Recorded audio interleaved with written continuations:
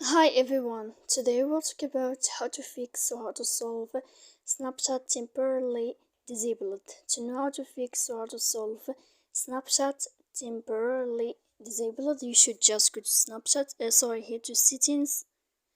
Then in this page you will enter to apps, default apps, app settings. When you'll find this page, you will enter to this window of Snapchat. Here in this page of app info, you will enter to force stop. Then we click OK. After that, you'll enter to storage. Here we click clear cache. And in the end, you can go to your Wi-Fi and you turn off your Wi-Fi as you see. So please don't forget to support us by like and subscribe.